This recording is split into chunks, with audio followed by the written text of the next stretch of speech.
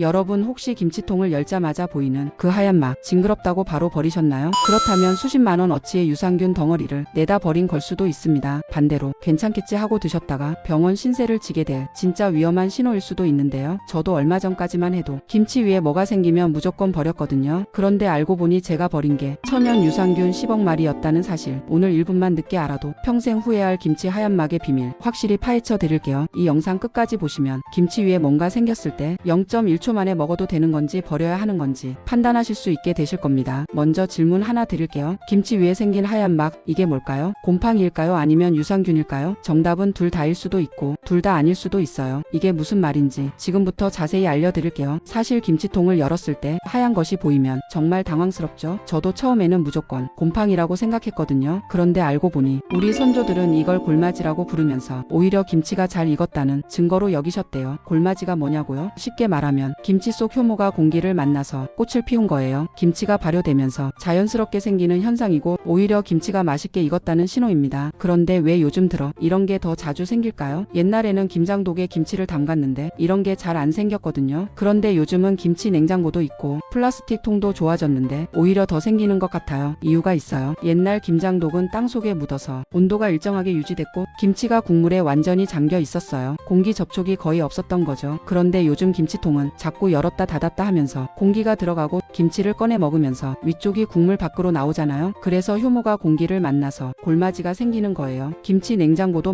마찬가지예요. 문을 자주 여닫으면 온도가 변하면서 김치 국물이 줄어들고 위쪽 김치가 공기에 노출되는 거죠. 그럼 골마지는 정말 먹어도 되는 걸까요? 네, 먹어도 됩니다. 골마지는 효모의 일종이고 김치의 발효 과정에서 자연스럽게 생기는 거예요. 오히려 유산균이 살아있다는 증거죠. 옛날 어르신들은 골마지가 생긴 김치를 더 맛있다고 하셨어요. 발효가 깊게 되어서 감칠맛이 더 난다고요. 씻어서 드시거나 그냥 살짝 저어서 드시기도 했대요. 하지만 여기서 정말 중요한 게 있어요. 모든 하얀 것이 다 골마지는 아니라는 거예요. 진짜 곰팡이일 수도 있고 소금 결정일 수도 있어요. 이걸 구별하는 게 정말 중요합니다. 여기서부터가 진짜 핵심인데요. 골마지와 곰팡이를 구별하는 방법, 그리고 먹어도 되는 건지 버려야 하는 건지 확실하게 판단하는 법을 알려드릴게요. 크게 세 가지 방법으로 구별할 수 있어요. 시각, 후각, 촉감, 이 세 가지만 기억하시면 됩니다. 먼저 시각으로 구별하는 법부터 알려드릴게요. 첫 번째, 색깔을 보세요. 골마지는 순백색이거나 약간 투명한 크림색이에요. 마치 얇은 막처럼 보이죠. 그런데 곰팡이는 색깔이 있어요. 초록색, 검은색, 회색 또는 노란색을 띠는 경우가 많아요. 핵심은 이거예요. 하얀색이면 일단 안전할 가능성이 높고 색깔이 있으면 위험합니다. 특히 검은색이나 초록색이 보이면 절대 먹으시면 안 돼요. 두 번째, 질감을 보세요. 골마지는 매끄럽고 얇은 막처럼 보여요. 김치 표면에 살짝 떠있는 느낌이죠. 그런데 곰팡이는 뭔가 솜털처럼 보이거나 뭉쳐있거나 또는 김치 속으로 파고든 것처럼 보여요. 쉽게 말하면 골마지는 2D 같고 곰팡이는 3D 같아요. 골마지는 평평한 막이고 곰팡이는 입체적으로 자라거든요. 세 번째, 번짐을 보세요. 골마지는 김치 표면 전체에 고르게 퍼져 있어요. 마치 얇은 비닐을 덮어놓은 것처럼요. 그런데 곰팡이는 한 곳에서 시작해서 퍼져나간 흔적이 보여요. 동그란 원 모양으로 퍼지거나 점점이 박혀 있는 것처럼 보이죠. 네 번째, 광택을 보세요. 골마지는 약간 윤기가 나고 촉촉해 보여요. 그런데 곰팡이는 푸석푸석하고 건조해 보이는 경우가 많아요. 특히 오래된 곰팡이는 가루처럼 날릴 것 같은 느낌이에요.